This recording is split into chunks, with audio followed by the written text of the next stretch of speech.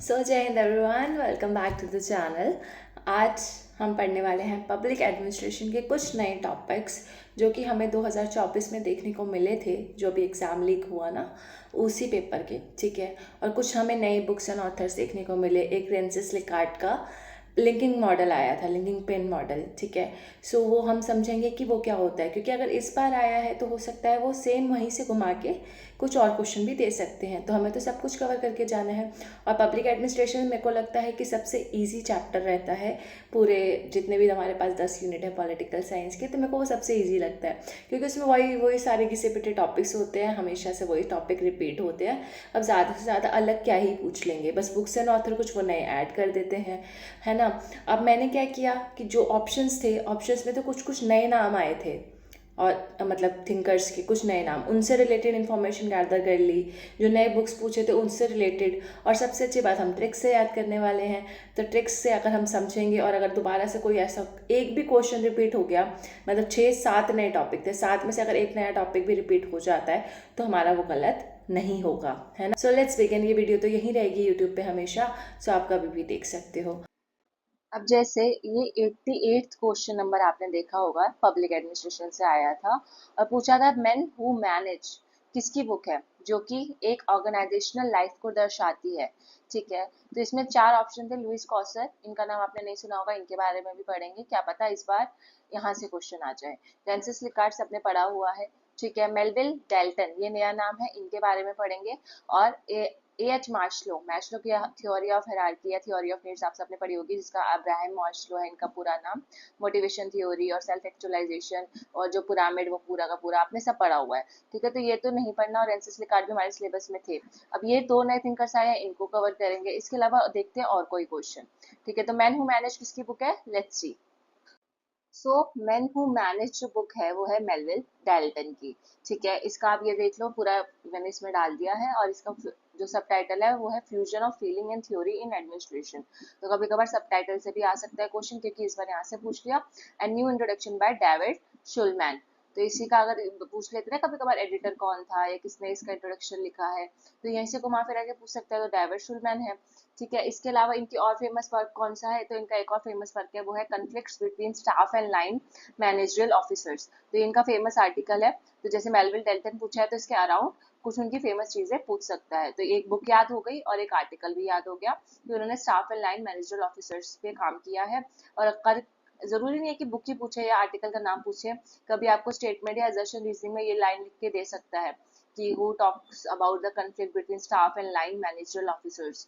ठीक है, जिसमें उनके यहाँ पे आप इसका आर्टिकल भी पढ़ सकते हो, अवेलेबल है गूगल पे फ्री ऑफ कॉस्ट। मैंने वहीं से स्क्रीनशॉट लिया है, अगर मन करे तो। वैसे एक क्वेश्चन के लिए इतना पढ़ने की जरूरत है नहीं। चलते हैं नेक्स्ट पॉइंट पे। अब पढ़ते हैं लुइस कॉसा के बारे में, जो कि हमारे ऑप्शन में एक और थिंकर थे। तो हो सकता है इस थिंकर से अगली बार इनकी बुक पूछ ले, जैसे कि पेलविल डेल्टन की पूछी थी, अब ये थिंकर भी नए हैं, तो इनकी भी कुछ फेमस बुक्स या फेमस कॉन्सेप्ट्स हम पढ़ लेंगे। फंक्शंस ऑफ सोशल कॉन्फ्लिक्ट इनकी फेमस बुक है। ठीक है, जहाँ पे भी मैंने देखा सबसे हर जगह, मतलब पब्लिक एडमिनिस्ट्रेशन का कोई एंट्रेंस एग्जाम है या कोई जो अलग से पढ़ते हैं उसमें ही फेमस बुक है। उसके अलावा मैन ऑफ आइडियाज इनकी फेमस बुक है, और तीसरी masters of sociological thought.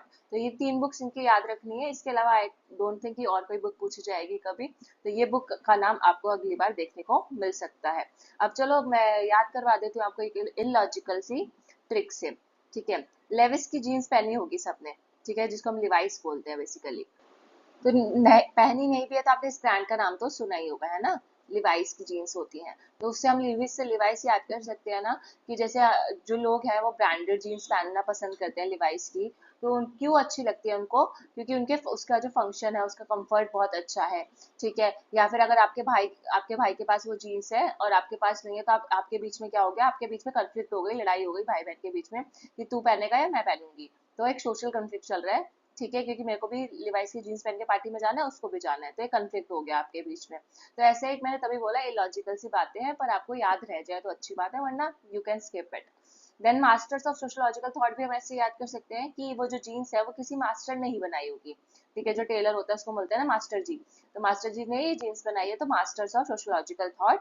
And man of ideas, अब उस जीन्स के बनाने के पीछे कुछ आइडिया रहा होगा कि इतनी कंफर्टेबल जीन्स है, उसका material and all that stuff.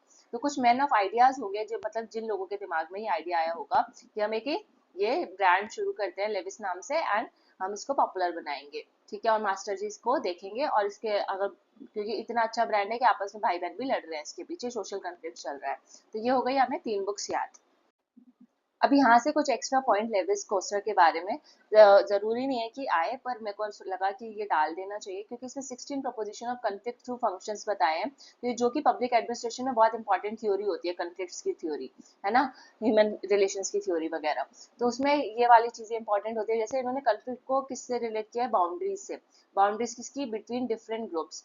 तो डिफरेंट ग्रुप्स के बीच में जो एक बाउंड्री सेटअप होती है, एक सबका एक अपना दायरा होता है, तो अगर उस दायरे को हम पार कर दें तो उससे क्या होता है, कंफ्लिक्ट होता है। और 16 प्रपोजिशंस बताई हैं, unity between individual members of that group and determines the boundaries of power. और ये जो बाउंड्रीज है क्या डिटरमाइन करती है कि उनके बीच में आपस में कितनी यूनिटी है मेंबर्स के बीच में, और क्या कितना पावर है, ठीक है। तो अभी इतना ही इंपॉर्टेंट नहीं है, बस आपको conflict is equal to boundaries between different groups इतना याद रखो। और 16 प्रपोजिशंस दी थी उन्होंने कॉन्फ्लिक्ट की। देन इसके अलावा कुछ और बातें थोड़ा सा जान लेते हैं कि ये पहले सोशियोलॉजिस्ट थे जिन्होंने स्ट्रक्चरल फंक्शनलिज्म दिया था। अब आप सोचोगे मैम ये तो लाई क्यों, मतलब एक थिंकर के पीछे आपने इतना सब पढ़ लिया। क्योंकि स्ट्रक्चरल फंक्शनलिज्म का अप्रोच हम हमेशा पढ़ते हैं, राइट, और क्योंकि ये हमारे सिलेबस का पार्ट है तो ये इंपॉर्टेंट हो जाते हैं इसलिए, ठीक है। और इन्होंने ये पहले सोशियोलॉजिस्ट थे जिन्होंने स्ट्रक्चरल फंक्शनलिज्म को कन्फ्लिक्ट थ्योरी से एक साथ साथ में देखा था। तो मैंने बोला ना लिवाइस की जीन्स के पीछे बहुत कन्फ्लिक्ट हो गया है, ठीक है, उसके क्योंकि उसके फंक्शंस इतने अच्छे हैं, उसका कंफर्ट इतना अच्छा है। तो इन्होंने इन दोनों चीजों को साथ में जोड़ा और फोकस किया on the functions of social conflict, जो कि इनकी बुक का नाम मैंने आपको बताया। फिर इन्होंने जॉर्ज सिमल, ये भी एक इम्पॉर्टेंट नाम है, जिनके साथ जिनसे ये प्रभावित थे, इंस्पायर्ड थे। तो लुइस कॉसर का नाम आया है तो कहीं ना कहीं अगली बार जॉर्ज साइमल का भी नाम आ सकता है, बिकॉज ये इनको हमेशा लुइस कॉसर को इनके रिलेशन में पढ़ा जाता है। That conflict might serve to solidify a loosely structured group, ठीक है। कि जो कॉन्फ्लिक्ट है वो हमारे, अगर जो लूजली स्ट्रक्चर ग्रुप है, जिसमें लूजली स्ट्रक्चर यानी कि जिसमें यूनिटी की कमी है, तो उसको हम आराम से क्या कर सकते हैं, तोड़ सकते हैं। तो इससे क्या होगा, कॉन्फ्लिक्ट पैदा होगा और कॉन्फ्लिक्ट से हम कॉन्फ्लिक्ट की मदद से इन लूजली स्ट्रक्चर ग्रुप को हम आराम से तोड़ सकते हैं, ठीक है। तो ये जो इन्होंने काम था इन्होंने जॉर्ज साइमल के साथ मिलकर किया था। Then conflict is not necessarily negative. अब हमारे आते हैं कोर्स वाले क्वेश्चन, राइट, या फिर स्टेटमेंट बेस्ड क्वेश्चन। और कभी कभी ये स्टेटमेंट आ सकती है कि ये किसकी स्टेटमेंट है या कहाँ पे दी थी।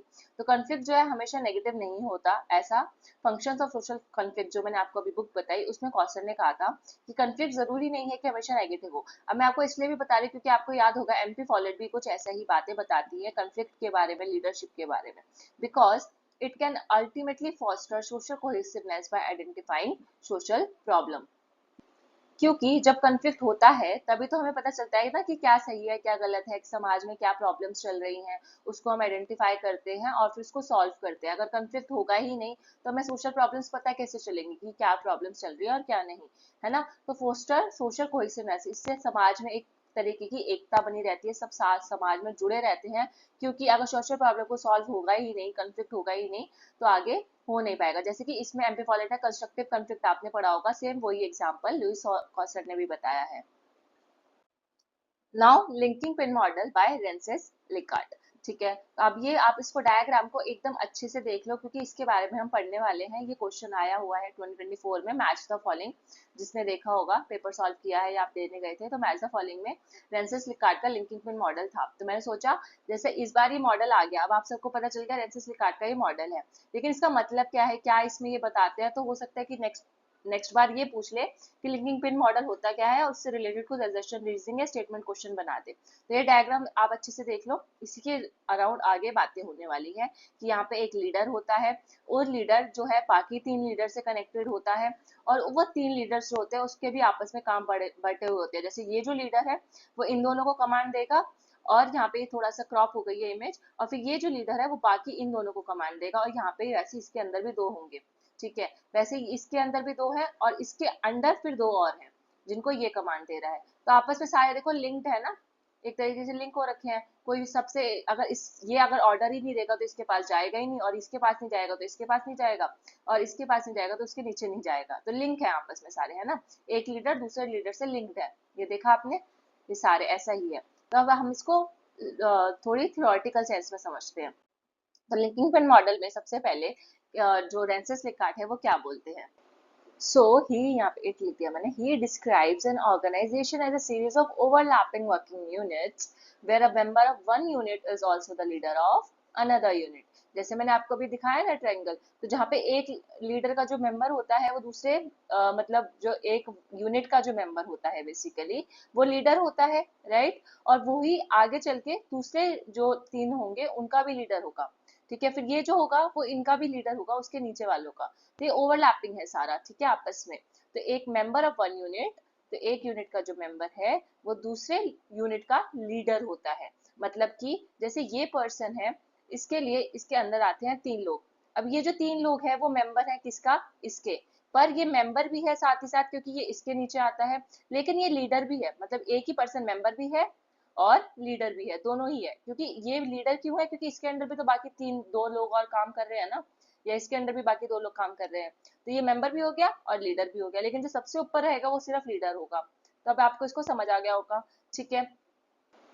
Then next point, this structure creates a network of linking pins. तो अब आप एक तरीके से उसको हम क्या बोल रहे हैं, एक तरीके से लिंकिंग पिन्स बोल रहे हैं, that connect different levels and parts of the organization. जो अलग अलग पार्ट्स को आपस में कनेक्ट कर रही हैं ये पिन, एक तरीके का लीडर ये पिन का काम कर रही हैं। फैसिलिटेटिंग कम्युनिकेशन एंड कोऑर्डिनेशन, और ये आपस में क्या हेल्प करते हैं, कम्युनिकेशन और कोऑर्डिनेशन में। ऑब्वियसली ये इसको बताएगा, फिर ये आगे अपने दो वालों को बताएगा, फिर ये आगे अपने वो दो और बताएंगे। तो ये एक तरीके का नेटवर्क मार्केटिंग जैसा सिस्टम हो गया, तो कम्युनिकेशन और कोऑर्डिनेशन में हेल्प करता है। लिंकिंग पिन मॉडल इसको बोल सकते हो, या फिर आप जब पेपर वन में स्नोबॉल सैम्पलिंग पढ़ते हो वो भी कुछ इस तरीके की ही होती है। नेक्स्ट देख लेते हैं, इस मॉडल में जो लीडर्स हैं वो डुअल रोल प्ले करते हैं, जो मैंने आपको बताया। एक लीडर लीडर भी है और मेंबर भी होता है। जैसे कि इसमें दो पॉइंट्स ये आपको असर्शन रीजनिंग या स्टेटमेंट में हेल्प करेंगे। और अगर आपको ये क्वेश्चन नहीं भी आता फिर भी आपको अपनी जनरल नॉलेज के लिए भी पता होगा ना, तो अच्छी बात है ना, कुछ बुरा थोड़ी है। पब्लिक एडमिनिस्ट्रेशन तो सबसे अच्छी बात मुझे ये लगती है, हम इसको रियलिटी में अपनी रियल लाइफ में रिलेट कर सकते हैं। तो इसलिए मैं हमेशा पब्लिक एडमिनिस्ट्रेशन अपनी रियल लाइफ में रिलेट करके पढ़ती हूँ कि हमारे आसपास की चीजें कैसे हैं, है ना। तो सबसे अच्छा इसलिए मुझे ये यूनिट लगता है my favourite one.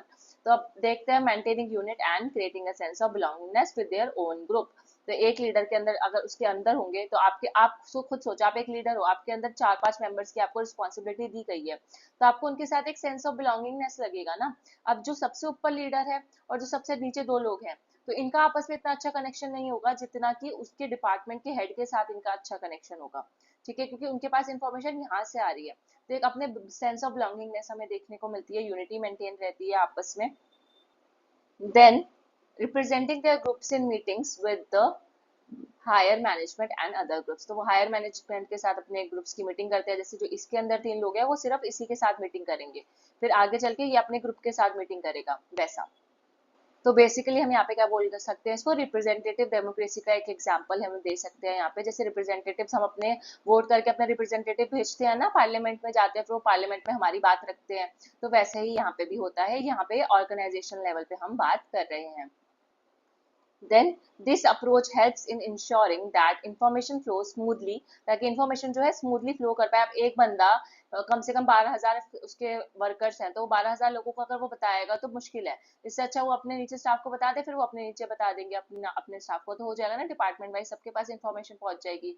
And across the organization and the different units are align with their overall goals, और सारे अपने अपने गोल से अलाइन रहते हैं। पर यहाँ पे एक नेगेटिव इम्पैक्ट पता है क्या हो सकता है, कि जैसे ऊपर वाले ने तो कोई इन्फॉर्मेशन दी, बाकी तीनों के पास वो सेम इन्फॉर्मेशन उस तरीके से पहुंची, लेकिन आगे वाले ने जो अपनी इन्फॉर्मेशन दी ना तो वो गलत तरीके से पहुंची। जैसे कि यहाँ पे अगर हम देखें तो जैसे इसने तो अच्छी इन्फॉर्मेशन दी इसको अपने बाकी तीन लोगों को, ठीक है, पर इन बाकी तीन लोगों ने उस इन्फॉर्मेशन को अलग अलग तरीके से इंटरप्रेट किया और आगे हर अलग तरीके से बताई।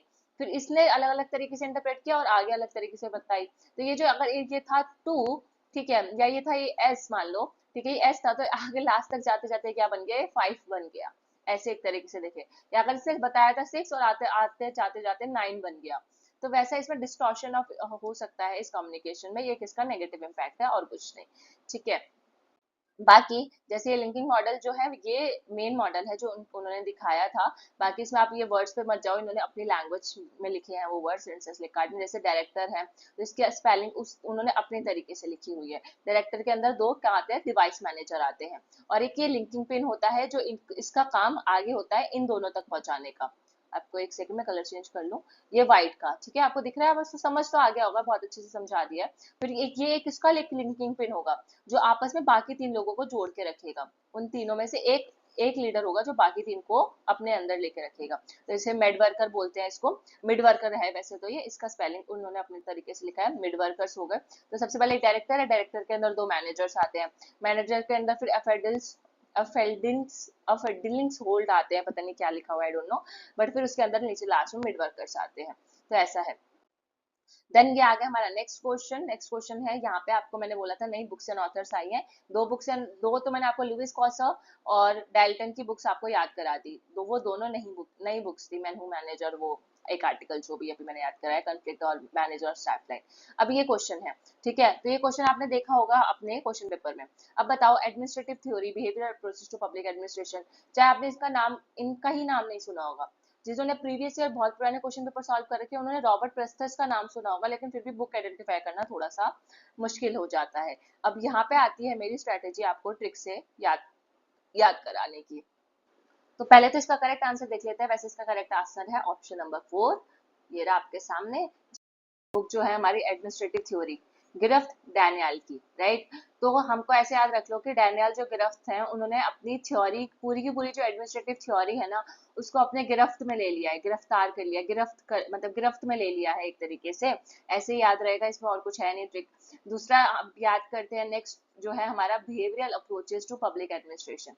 अब इसमें है रॉबर्ट प्रेस्थस, इसकी इजी ट्रिक है कि जैसे कि आपका जो रॉबर्ट, आपने ना रोबोट बनाया था, रोबोट है ना, आपका रोबोट जो था वो खराब हो गया है और उसका बिहेवियर में ना कुछ आपको चेंजेस देखने लग गए हैं कि वो अच्छे से बिहेव नहीं कर रहा है आपका रोबोट, अब हमेशा एग्रेसिव हो जा रहा है या इधर उधर तोड़ फोड़ कर रहा है, कुछ टेक्निकल ग्लिच आ गया है उसमें बेसिकली। तो रॉबर्ट प्रेस्थस की हो गई behavioural approaches to public administration. अब आप बोलोगे मैम रॉबर्ट नाम के तो इतने सारे बंदे हैं हमारे पॉलिटिकल साइंस में कि किस किस को हम ऐसे याद रख पाएंगे, वहाँ पे कंफ्यूजन होगी। लेकिन यहाँ पे ये सोचो ना कि पब्लिक एडमिनिस्ट्रेशन में तो एक ही थिंकर है ना इस नाम से, रॉबर्ट प्रेस्टस नाम से, जो अभी तक हमने पढ़े हैं जितने भी, फ्रांसिस लिकार्ट है, एमपी पॉलेट है, हेनरी फेयोल है, उसमें तो रॉबर्ट नाम का एक ही है। और पब्लिक एडमिनिस्ट्रेशन में एक ही थिंकर है, behavioural approaches to public administration.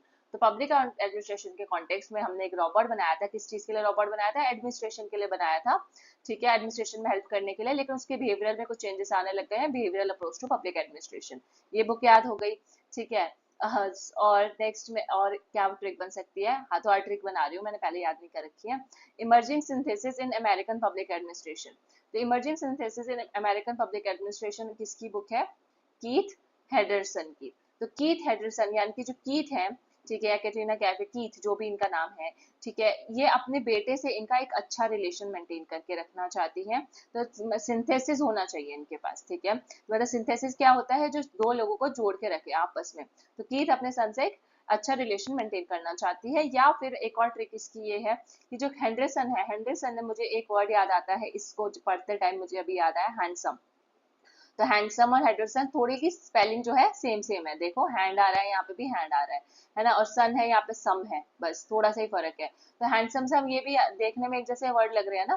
तो जैसे जो जो अमेरिका के जो लोग होते हैं ना, जो अमेरिकन पब्लिक एडमिनिस्ट्रेशन में लोग होते हैं वो बहुत हैंडसम होते हैं, ठीक है, और वो उनके जो अपनी फैमिली के साथ वो अच्छा सिंथेसिस बना के रखते हैं।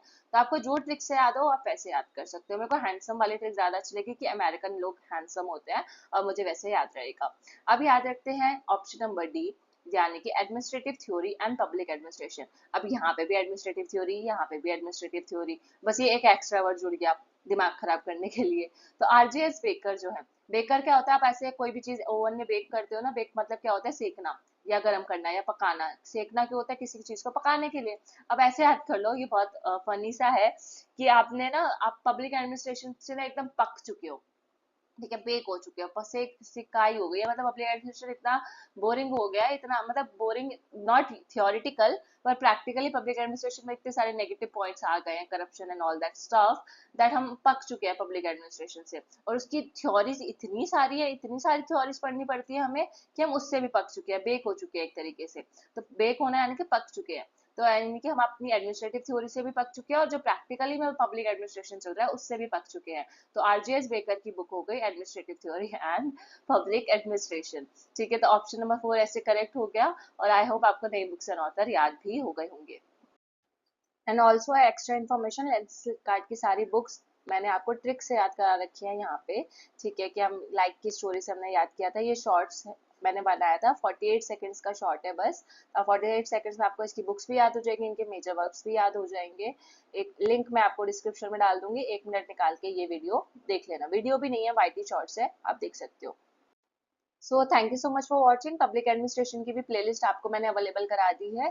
आप प्लेलिस्ट सेक्शन में जाओगे, लिंक मैं डिस्क्रिप्शन में डाल दूंगी, चलो प्लेलिस्ट का। उसमें मैं आपको बाकी थिंकर्स जो है ट्रिक से याद हो जाएंगे, उनकी सारी बुक्स एंड ऑथर सब कुछ आपको ट्रिक से याद करा दिया है। देन आप मेरा टेलीग्राम ग्रुप ज्वाइन कर सकते हो, और लिंक डिस्क्रिप्शन में अवेलेबल है। अगर आपको थोड़ा सा भी चीजें समझ आ रही हैं और याद हो रही हैं, स्पेशली समझ आना तो ईजी है, याद हो रही है मेरे साथ ट्रिक्स की वजह से, तो do like it and share with your friends. मिलते हैं नेक्स्ट एक और इन्फॉर्मेटिव वीडियो के साथ। तब तक के लिए stay tuned, bye bye, take care.